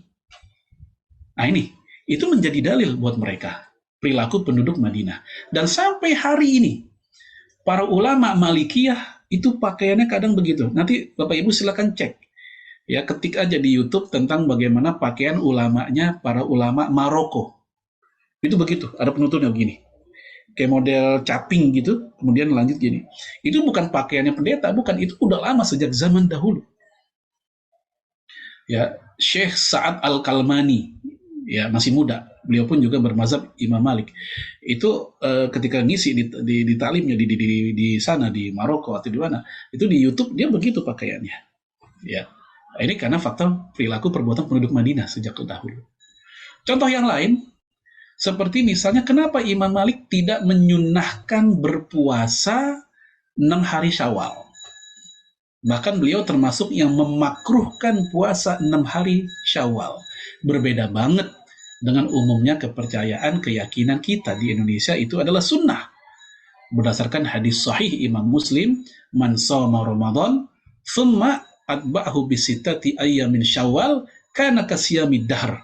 Siapa yang berpuasa Ramadan kemudian disusul dengan 6 hari Syawal, maka dia bagaikan puasa sepanjang tahun. Ini kan hadis terkenal dan hadisnya sahih Imam Muslim. Nah, Imam Malik kenapa dia tidak menyunahkan? Dia mengatakan dia belum pernah melihat orang soleh, para ulama di Madinah melakukan puasa 6 hari Syawal tersebut. Nah, ini contoh nih, penerapan perilaku orang Madinah menjadi dalil dalam fikihnya mazhabnya Imam Malik. Ya, baik, jamaah sekalian, Imam Ibnu Abdul Bar ngasih komentar begini, kenapa Imam Malik memakruhkan puasa 6 hari Syawal? Selain alasan yang tadi saya sebut, kata Imam Ibnu Abdul Bar, bisa jadi hadisnya belum didapatkan oleh Imam Malik. Ya, walaupun dia seorang ulama hadis. Ya, karena memang para sahabat kan bukan hanya di Madinah, ada di tempat lain, ada di Kufah, ada di Basrah, dan seterusnya. Baik, itu contoh. Kemudian masolih mursalah atau maslahat mursalah. Apa itu?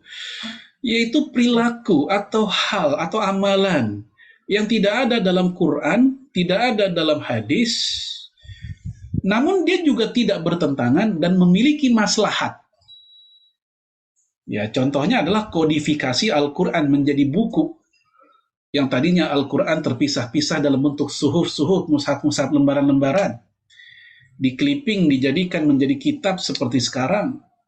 Itu bagi golongan Malikiyah, itu dasarnya adalah maslahat mursalah. Secara dalil, Al-Quran sendiri nggak nyuruh, Rasul juga nggak ngasih contoh dan suruhan, tapi karena faktor maslahat yang luar biasa. Coba kalau Al-Quran nggak dikitabkan, ya sementara para sahabat yang hafal Quran sudah semakin sedikit, maka Umar bin Khattab berpikir nih bisa lenyap Al-Quran. Maka dia pun mengidekan untuk dikitabkan. Dia idekan di zaman Abu Bakar. Awalnya Abu Bakar nggak setuju. Ya, setelah dikasih tahu argumentasinya, Abu Bakar pun setuju. Kemudian dikumpulkan.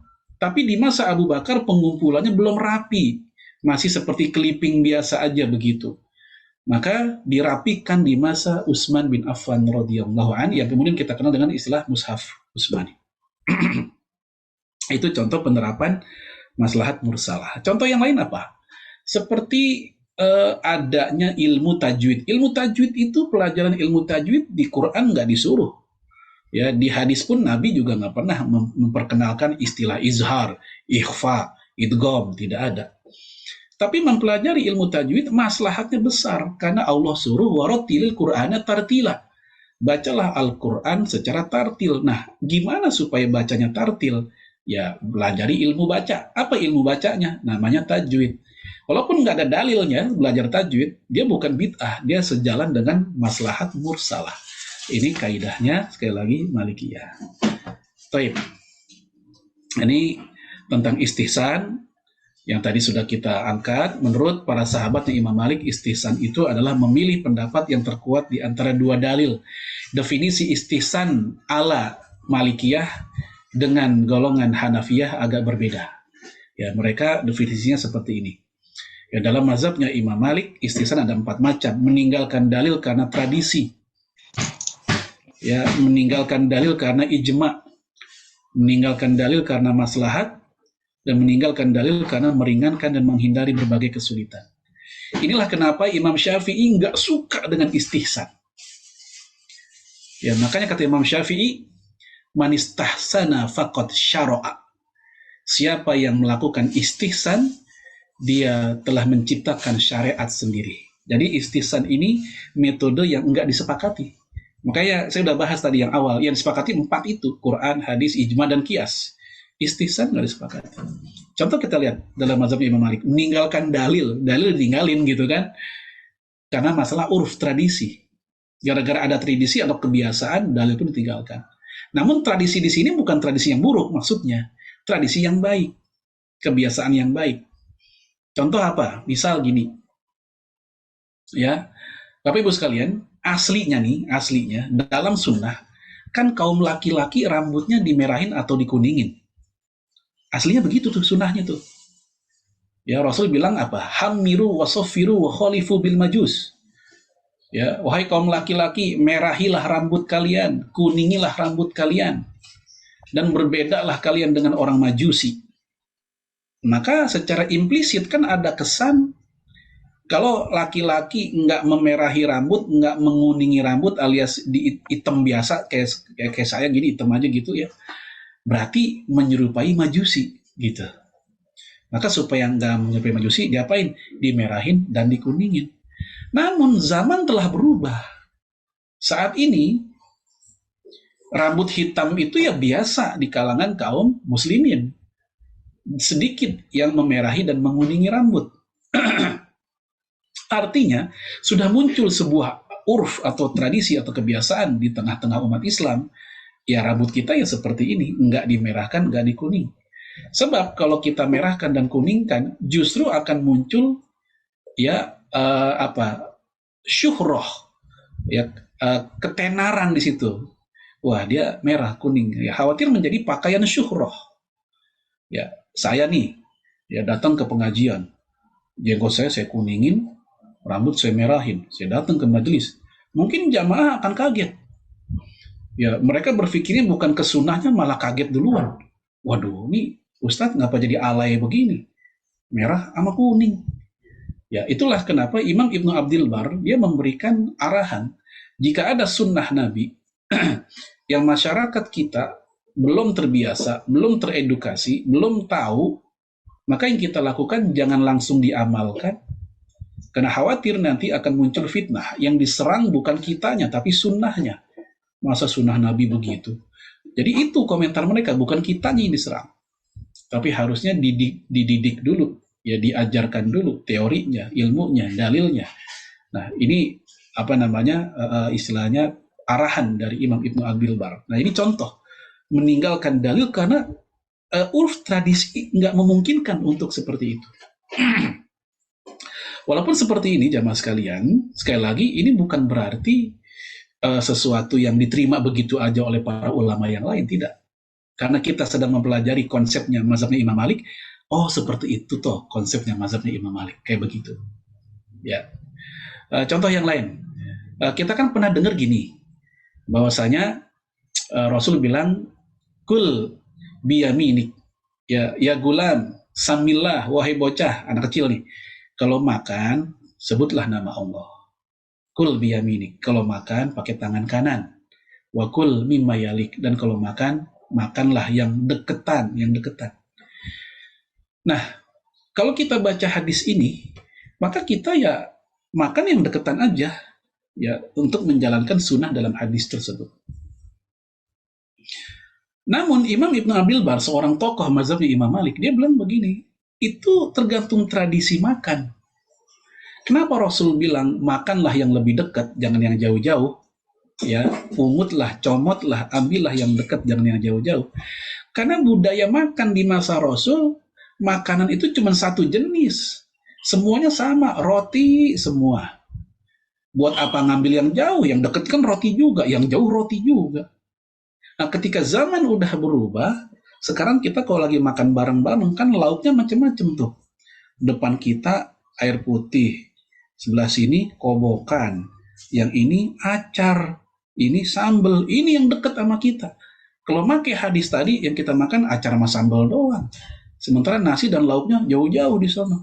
Kata Imam Ibn Abdul Bar, maksud hadis itu kenapa Nabi bilang makan yang dekat, karena saat itu di zaman Nabi lauk atau jenis makanan cuma satu, nggak ada yang lain.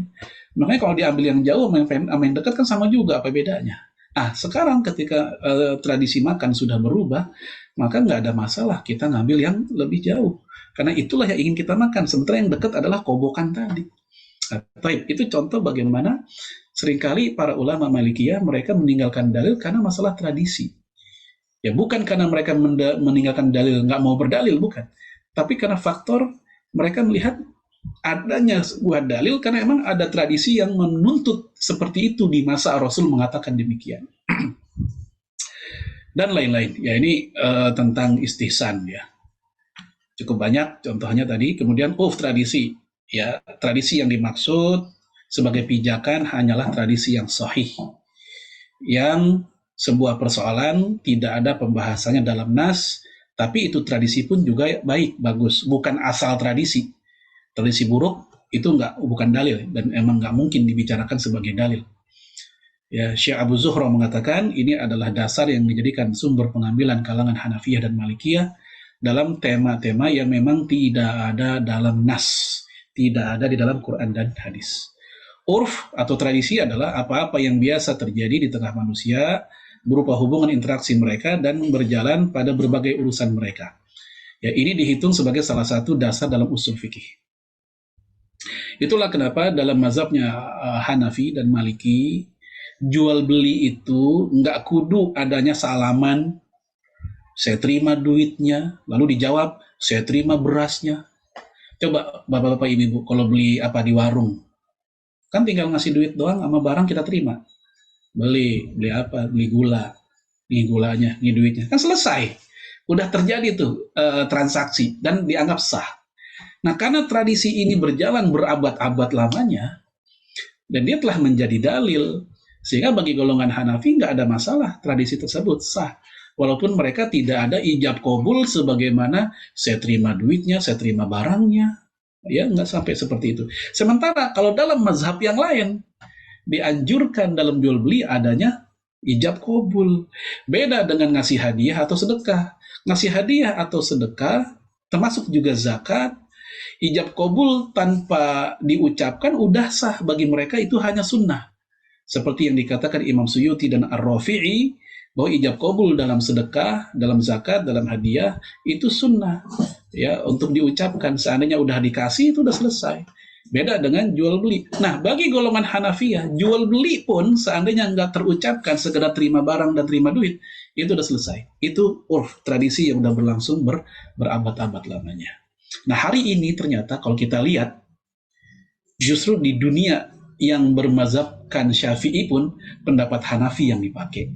Coba Indonesia kan kulturnya Syafi'iyah. Lihat kalau kita belanja di warung, ya, atau belanja di kaki lima atau dimanapun, ada nggak yang sambil salaman, ya saya terima barangnya? Enggak, kan kita langsung, bang nih duitnya, ini kembaliannya, udah selesai.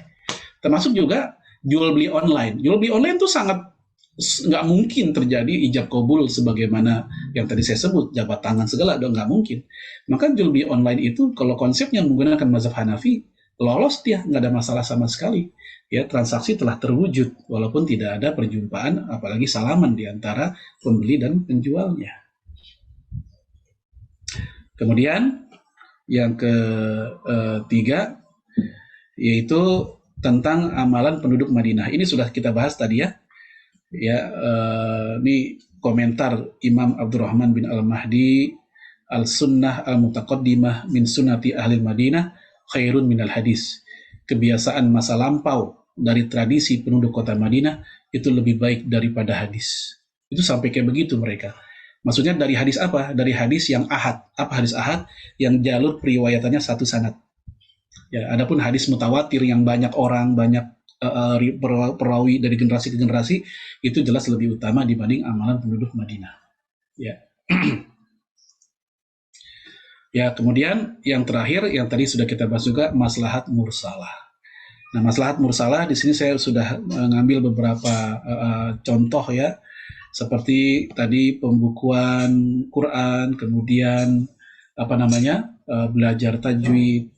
Bahkan untuk orang-orang yang pro mendukung Maulid Nabi, itu pun salah satu dalilnya adalah maslahat mursalah. Walaupun Maulid Nabi nggak dilakukan oleh Nabi, oleh para sahabat, tapi dia memiliki maslahat yang nyata, yaitu memunculkan kecintaan orang kepada Rasul dan membuat orang menjadi ingat kepada Rasul dikala ya mereka lebih dekat dengan WA, lebih dekat dengan Mobile Legends, lebih dekat dengan game-game atau tokoh-tokoh drakor dan lain-lain. Maka dengan menggalakkan acara seperti itu di mata orang yang setuju dengan Maulid Nabi, ini bagian dari ya maslahat mursalah. Nah, ini contoh dari maslahat mursalah, konteksnya dalam mazhabnya Imam Malik. Baik Bapak Ibu sekalian, ini tema kita tentang berkenalan dengan fikih mazhabnya Imam Malik. Walau bisawab, saya kembalikan ke Bu Fitri. Ya, Assalamualaikum warahmatullahi wabarakatuh. Waalaikumsalam warahmatullahi wabarakatuh. Jazakallah khairan. Bu Soraya ya. Ya. Atas pemaparannya, Masya Allah ya Ustadz.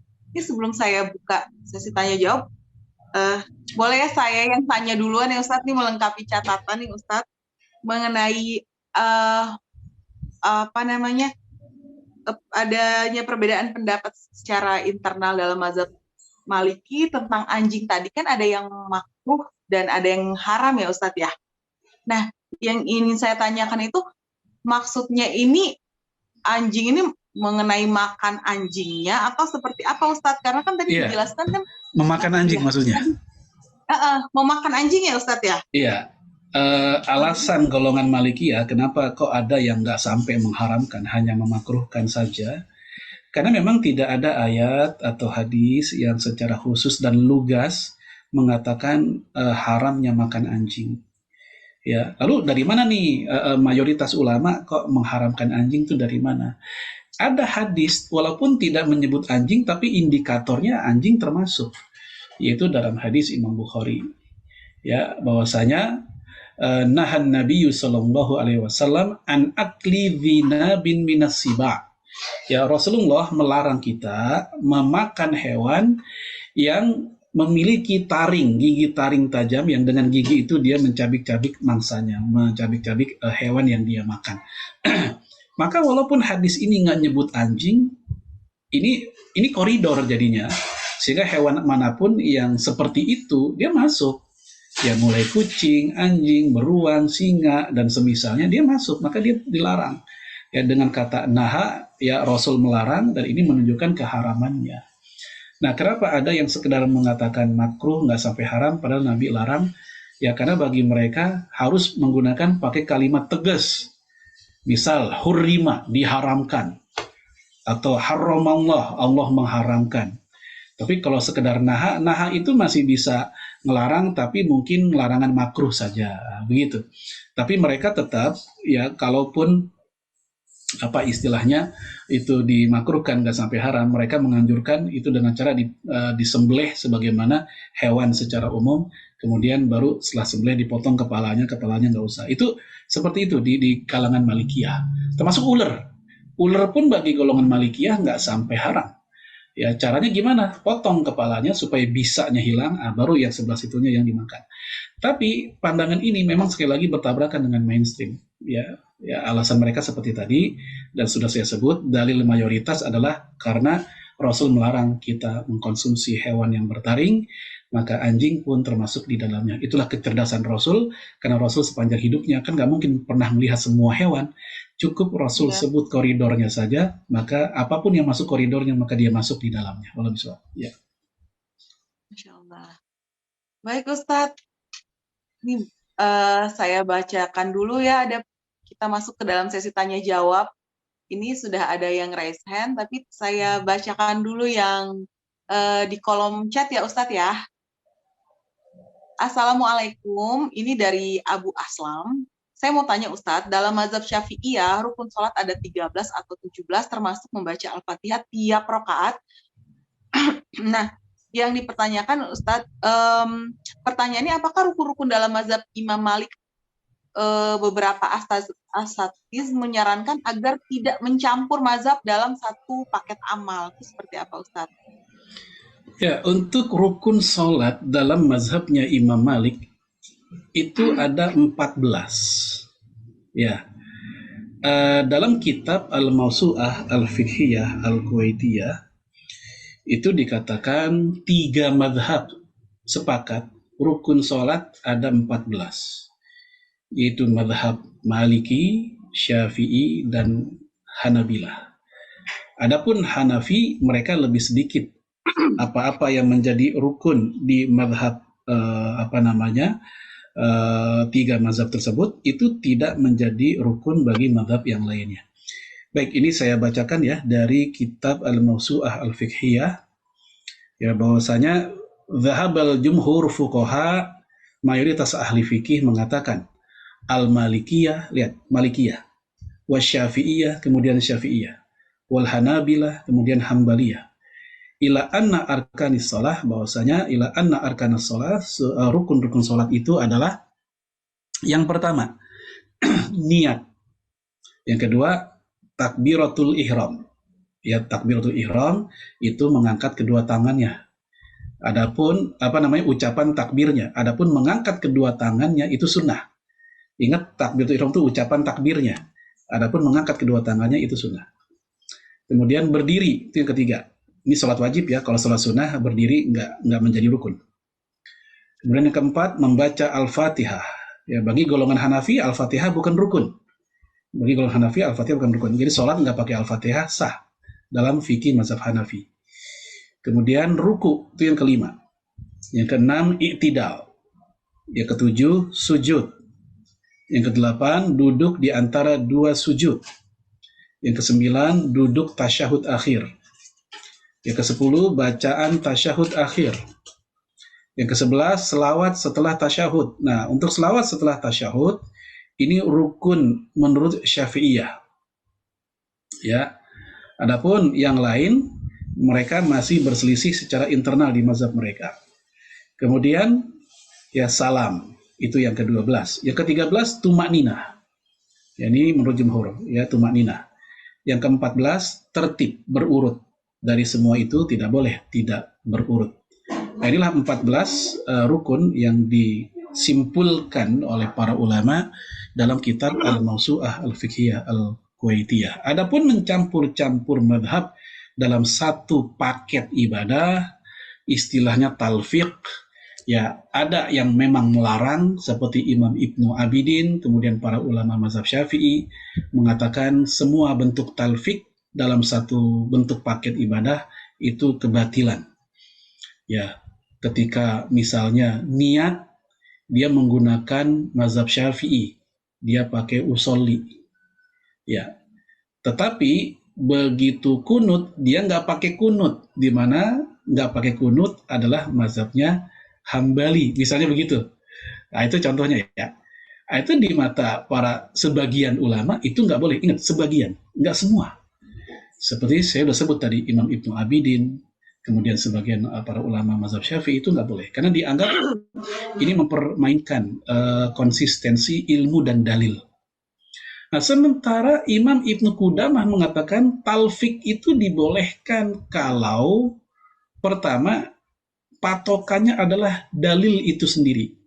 Karena bisa jadi untuk yang masalah niat, ya misalnya di mata seseorang peneliti, ya pendapat ulama atau mazhab X dia lebih kuat. Ya, misal gitu. Namun begitu masalah ya bismillah dikeraskan atau dipelankan, bisa jadi menurut penelitian dia ya mazhab Y itu lebih kuat dibanding mazhab X. Kata Imam Ibnu Qudamah, talfik seperti ini karena faktor dalil itu nggak ada masalah. Kemudian juga kadang talfik bukan karena masalah dalil, tapi karena kondisi yang menuntut dia harus mengambil talfik.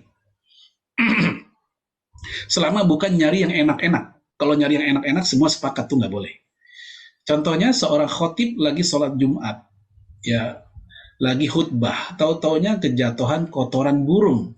Si khotib ini mazhabnya Syafi'i, yang mana kalau dia kekeh dengan mazhab Syafi'i, maka dia nggak boleh sholat Jumat, karena itu najis. Maka dia harus pulang dulu, ganti baju. Nah, sementara dia lagi khotib, kan lagi ceramah, nggak mungkin pulang dulu, kasihan jamaah nungguin. Maka saat itu bisa jadi si khotib mengatakan, saya pakai mazhab Hambali. Karena dalam mazhab Hambali, dalam konteks itu, ya kotoran burung itu najis, tidak najis. Jadi hewan yang bisa dimakan, itu kotoran yang nggak najis, kalau dalam mazhab Hambali dan yang lainnya. Mazhab Syafi'i sangat ketat dalam masalah itu. Nah, ini contoh, karena memang situasi yang sangat sulit bagi dia untuk kekeh dengan mazhabnya, maka saat itu dia pun menggunakan mazhab yang lain. Ini bukan talfik yang terlarang, karena memang situasi yang menuntut seperti itu. Ini kata Imam Ibnu Qudamah. Begitu. Jadi untuk yang tadi ditanyakan, nggak semua ulama melarang talfik dalam satu paket ya, tapi di antara mereka ada yang membolehkan dengan syarat-syarat seperti tadi. Adapun untuk memilih berbagai macam pendapat mazhab di permasalahan yang berbeda, perkara yang berbeda, misal dalam masalah wudhu dia pakai mazhab A, tapi dalam masalah zakat dia pakai mazhab B. Nah itu para ulama mengatakan nggak ada masalah yang kayak begitu. Khususnya buat siapa? Buat orang-orang awam atau yang baru belajar. Kenapa? Karena orang awam, ini sudah kita bahas di pertemuan yang pertama, mazhab mereka adalah seorang syekh, guru, atau konsultan yang dia jadikan tempat dia bertanya. Karena orang awam itu nggak punya mazhab. Ya orang yang baru belajar, orang awam tuh dia nggak bisa ngomong begini, mazhab saya Syafi'i. Ya, sebab kalau dia ngomong kayak begitu, maka dia akan dituntut untuk mengetahui bagaimana mazhab Syafi'i, bagaimana teori-teorinya, apa aja kitabnya, apa aja produk hukumnya, bagaimana paradigma fatwa golongan Syafi'iyah. Waduh, berat kalau saya. Ya berarti Anda bukan mazhab Syafi'i. Anda hidup di negeri yang mazhabnya Syafi'i, itu lebih tepat. Ya, oleh karena itu orang awam itu, kata Imam Al-Ghazali, dia nggak punya mazhab. Ibnu Qayyim juga mengatakan orang awam nggak punya mazhab. Mazhabnya orang awam adalah tadi, ya seorang syekh atau ulama yang tempat dia bertanya gitu. Sehingga kalau ada orang yang bertanya, wajib nggak sih bermazhab? Kembali ke pembahasan 2 bulan lalu. Ya, untuk siapa dulu? Untuk orang awam, ya dia nggak mungkin dikatakan wajib karena akan menyulitkan buat dia. Ya, untuk orang terpelajar saja, para ulama berbeda pendapat antara yang mengatakan wajib, ada yang bilang boleh. Ya, kata Imam Ibnu Qayyim, yang namanya istilah wajib adalah yang Allah wajibkan dan Rasulnya wajibkan. Tidak boleh kita mewajibkan apa-apa yang Allah dan Rasulnya tidak wajibkan. Nah, sementara Imam Ibnu Salah mengatakan bermazhab itu wajib.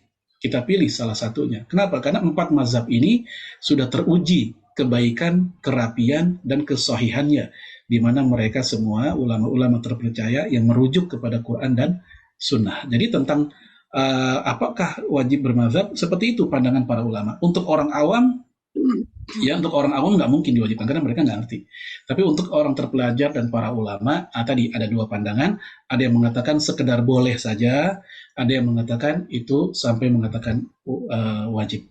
Wallahu a'lam. Ya. Baik Ustadz, jazakallah khair atas jawabannya. Satu lagi saya bacakan pertanyaan dari Mbak Ira sebelum kemudian saya berikan kesempatan kepada yang tadi raise hand ya. Assalamualaikum Ustadz, apakah diwajibkan untuk mengikuti salah satu mazhab yang ada dan apa hukumnya menggunakan satu mazhab ini? Sudah dijelaskan ya, Mbak Ira. Iya. Kalau gitu sebelum ke Mbak Rara, saya berikan kesempatan kepada, tadi ada yang raise hand ya, Mbak Mugi. Gunawan ya? Ya, Gunawan. Itu Bapak. Oke, Ibu. silakan Ibu. Ibu Mugi, silakan. Baik, terima kasih Mbak. Terima kasih Ustadz atas penjelasannya. sedikit pertanyaan Ustadz mengenai jual beli emas ya. Apakah memang ada kekhususan dalam emas ini? Setahu saya harus dengan akad yang jelas, atau bisa saja emas ini jual belinya seperti barang biasa. Jadi umpamanya saya pesan ke teman saya tanpa saya melihat bendanya, saya sudah percaya dengan teman saya dan beliau mengirimkan kepada saya. Karena yang saya dengar untuk emas ini memang mempunyai akad kekhususan akad gitu, Ustaz. Terima kasih, Ustaz. Ya, maksudnya masalah emas ini seperti nyicil gitu Bu ya? Bukan, nggak nyicil, logam mulia begitu ya. Jual beli emas lah. Jual beli emas, logam mulia. Umpamanya ada yang menawarkan logam mulia 10 gram gitu atau 1 gram gitu. Lalu kita sepakat lewat WA karena kita sama-sama kenal. Lalu terjadi kesepakatan dikirim barangnya gitu. Karena yang saya dengar emas itu ada kekhususan harus melihat dan harus dengan akad yang jelas. Taib. Ya, jadi itu mirip seperti jual beli emas secara online ya. Ya kan? Iya. Jadi kan dia nggak ngelihat tuh, dia hanya ngeliat iklannya. Iya, ya. Betul. Ya, taib. Untuk jual beli emas secara online, betul bahwa memang ada dua pandangan para ulama. Ini pernah saya buat artikelnya, ya bahwasanya pendapat yang pertama mengatakan ya jual beli emas secara online tidak dibenarkan. Kenapa? Karena dalam hadis Sahih Muslim Rasul mengatakan bahwa yang namanya jual beli barang-barang ribawi seperti emas, ya garam dan semisalnya itu mesti ya dan biyadin. Apa ya dan biyadin? Satu majelis ya takobut satu majelis dan ya dan biyadin cash. Ya kenapa? Karena harga emas itu hitungan detik atau menit saja udah berubah. Ya saya beli sekarang, saya kirim duitnya sekarang. Tapi emasnya baru nyampe entar sore. Walaupun same day lah, entar sore. Sebenarnya entar sore harganya udah berubah itu. Ya walaupun anggaplah 0, berapa rupiah. Sehingga khawatir jatuhnya adalah ada unsur riba di dalamnya. Itu alasan pendapat yang pertama yang melarang. Ya karena seperti itu. Pendapat yang kedua mengatakan jual beli emas online selama tidak sampai terlalu jauh dan berhari-hari, ya sehingga ada sedikit perubahan apa istilahnya sedikit harga yang bisa diabaikan, maka hal itu dibolehkan. Alasannya apa? Karena emas zaman ini bukan lagi sebagai alat tukar, alat beli. Emas saat ini posisinya sama seperti silah. Silah itu komoditi biasa. Sama kayak buku, sama kayak meja, sama kayak motor yang nggak dipakai sebagai alat pembayaran. Kalau zaman dulu wajar Rasul bilang kalau beli emas itu adalah mesti satu majelis, satu kesempatan. Ya saat itu juga dibayarnya gitu. Karena memang emas saat itu posisinya sebagai alat pembayaran.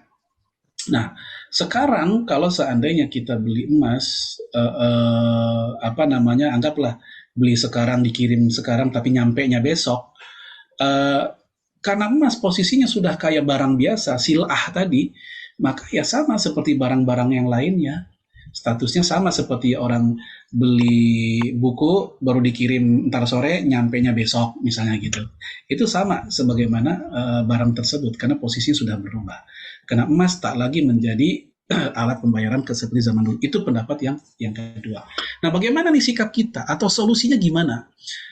Saya pribadi lebih cenderung untuk hal-hal yang sifatnya kontroversi secara fikih seperti itu dalam rangka khurujan minal khilaf, keluar dari perbedaan pendapat, maka lebih baik kita memilih pandangan yang lebih aman dan hati-hati.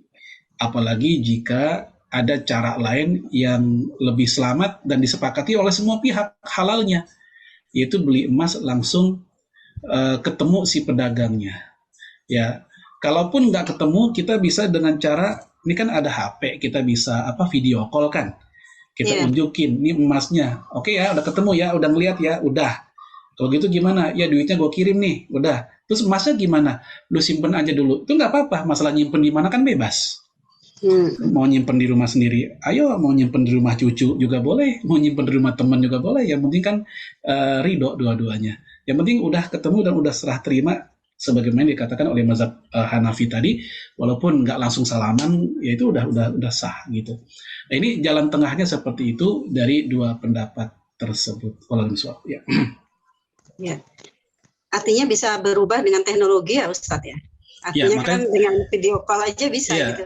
Supaya kita juga ngelihat dan kemudian sudah terjadi serah terima, kemudian emang setelah itu kita titipin ke dia. Ya kalau bahasa kasar kita, kamu simpen dulu ya, ntar kapan-kapan kalau kita ketemu ada acara arisan, bawa. Nah, misal begitu. Baik, syukuran Ustadz. Afwan.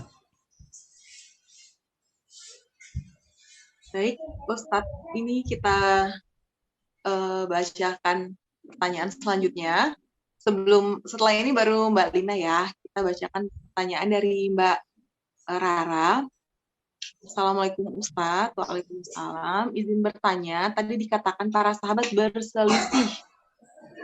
Kalau para salaf ikut pendapat sahabat yang mana? Saya kira para sahabat itu satu pemahaman. Ya, baik. Jazakallah khairan. Ya, ini memang perlu diluruskan ya. Jadi para sahabat itu sama kayak kita, mereka pun juga berbeda pendapat. Dan berkali-kali mereka berbeda pendapat. Bukan sekali dua kali. Ya. Pertama, ketika pasca perang Badar. Tawanan perang Badar mau diapain? Lalu Rasul pun berkata kepada mereka, "Asyiru alayya ayyuhan nas, wahai manusia, ayo bermusyawarah sama saya, ini diapain?" Maka kata Abu Bakar As-Siddiq, "Bebaskan saja wahai Rasul, karena mereka kan famili kita, sama-sama orang Mekah. Ya, mereka punya keahlian apa, suruh ajarin aja ke anak-anak kita, baca tulis, ini itu." Itu pendapat Abu Bakar, bebaskan. Sementara Umar bin Khattab berpendapat, jangan dibebasin. Kenapa? Ntar mereka nyerang lagi dari belakang. Ya, bunuh aja. Ini pendapat Umar. Lihat, Umar dan Abu Bakar berbeda pendapat tentang menyikapi tawanan perang Badar. Kemudian juga ketika menyikapi perang Uhud, mau di mana perang Uhud? Ya, Rasul pun berdiskusi. Ya, anak-anak muda bilang, "Ayo kita perang di Uhud." Sementara orang-orang senior, bapak-bapaknya bilang, "Kita perang di Madinah aja deh, dalam kota." Ya, ternyata lebih banyak memilih perangnya di Uhud. Ini perbedaan mereka dalam menyikapi itu. Kemudian, perbedaan para sahabat juga terjadi dalam menyikapi sembelihan non-muslim, sembelihan ahli kitab, Yahudi Nasrani nyembelih ayam, nyembelih kambing. Apakah hasil sembelihannya halal atau tidak? Ya, Ali bin Abi Thalib mengatakan halal. Membaca memotong hewan tanpa bismillah, memotong hewan tanpa bismillah, kayak kita motong hewan tanpa bismillah, lupa atau sengaja. Para sahabat Nabi berbeda pendapat, bukan hanya ahli fikih, para sahabat berbeda. Ali bin Abi Thalib mengatakan membaca bismillah ketika motong hewan itu sunnah, bukan wajib. Dan ini juga pendapat Abu Hurairah di kalangan sahabat Nabi. Ya, sementara Ibnu Umar, Ibnu Abbas mengatakan baca bismillah itu wajib ketika motong hewan. Ya, alias haram kalau kita motong hewan tanpa baca bismillah. Kita lihat, para sahabat berbeda pendapat. Dan lain-lain, sangat banyak. Nah, dari situlah Umar bin Abdul Aziz mengatakan, aku nggak suka jika para sahabat selalu sepakat. Ya, aku suka jika mereka ada perbedaan pendapat. Kenapa? Karena para sahabat itu teladan buat kita. Kalau mereka tidak ada pernah beda pendapat, sementara kita harus mengidolakan mereka, mengikuti mereka, padahal masalah kita, masalah-masalah baru yang nggak mereka hadapi, kita akan susah. Kita nggak akan ketemu jawaban, nggak ada solusi. Karena zaman kita punya banyak permasalahan baru. Kalau kita harus ngikutin para sahabat dan para sahabat itu nggak ada beda pendapat, kita akan susah. Nah, dengan adanya beragam pendapat para sahabat, kata Umar bin Abdul Aziz, kita menjadi luwes, kita bisa memilih pendapat yang mana yang paling mungkin dilakukan di zaman kita. Nah, itu fakta sejarah. Jadi kalau pertanyaannya para sahabat kan satu pendapat, tidak. Para sahabat pun berbeda pendapat di beberapa atau di banyak poin. Abu Bakar kalau baca Al-Quran suaranya lembut, pelan. Sementara Umar bin Khattab punya kebiasaan kalau baca Quran suaranya dikeraskan. Abu Bakar kalau sholat malam, sholat witir, dia nggak tidur dulu. karena khawatir kebablasan kalau tidur dulu. Umar bin Khattab, dia kalau sholat witir, dia tidur dulu. Sholat malam dia tidur dulu. Ya, karena emang sunnahnya atau bagusnya kalau sholat malam dianjurkan tidur dulu. Baik, itu beberapa contohnya. Walhamdulillah. Ya. Satu lagi ya. Satu lagi Mbak Lina ya. Mbak Lina, silakan Mbak Lina pertanyaannya. Mbak Saraya. Ustadz mau tanya, apakah boleh kita menggunakan mazhab yang berbeda dalam kondisi-kondisi tertentu gitu, Ustadz? Misalnya contohnya begini, kita kan hidup saya kan orang awam, hidup di masyarakat yang bermadzhab Imam Syafi'i, jadi bersentuhan antara laki-laki dan perempuan walaupun tidak menimbulkan syahwat kan membatalkan wudhu begitu Ustadz. Tapi waktu misalnya haji gitu kan kondisinya kan sangat-sangat padat Ustadz. Jadi waktu itu pernah disarankan oleh pembimbing hajinya itu boleh menggunakan mazhab Maliki. Salah ya Ustadz ya, maaf saya lupa. Katanya kalau bersentuhan, kalau misalnya ternyata terjadi persentuhan yang tidak menimbulkan syahwat karena tidak sengaja, itu tidak membatalkan, jadi teruskan saja tawafnya. Terus setelah itu kembali lagi ke mazhab pemahaman awal, yaitu apabila bersentuhan laki-laki dan perempuan walaupun tidak menimbulkan syahwat tetap batal. Apakah boleh seperti itu, Ustaz? Iya. Heran. Itu mirip seperti pembahasan sebelumnya, bahwasanya kita mengambil sebuah pendapat yang paling mungkin bisa dilaksanakan karena situasi yang menuntut hal tersebut, itu tidak ada masalah.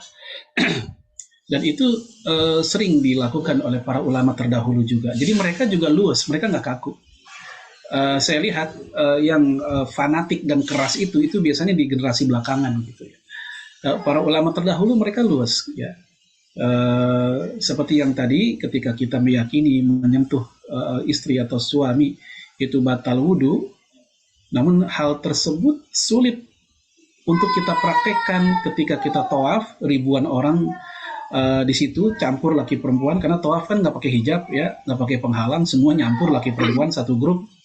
Malah kadang ya suami istri kudu dipegangin, khawatir berubah jadi bini orang di sampingnya kan begitu.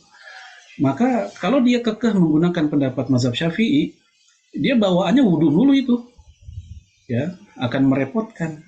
Akhirnya dia pun menggunakan pendapat yang lain, bukannya karena plan tadi, bukan karena ingin bermain-main dengan pendapat, tapi memang saat itu yang paling mungkin bisa dijalankan adalah pendapat ya Hambali, di mana Hambali dan Maliki mengatakan menyentuh wanita atau tersentuh wanita ketika habis wudhu itu tidak batal kecuali syahwat. Malah kalau dalam mazhab Hanafi syahwat pun tidak batal. Dalam mazhab Hanafi syahwat pun tidak batal. Ya, kecuali kalau sampai keluar air mani baru batal. Itu pendapat Abu Hanifah. Begitu. Jadi yang Ibu tanyakan memang seperti itu. Kalau kondisinya sekali lagi menuntut untuk seperti itu. Kalau misal, ya. Jazakallah khair Ustaz atas jawabannya. Baiklah, untuk sesi tanya jawab kita tutup dulu.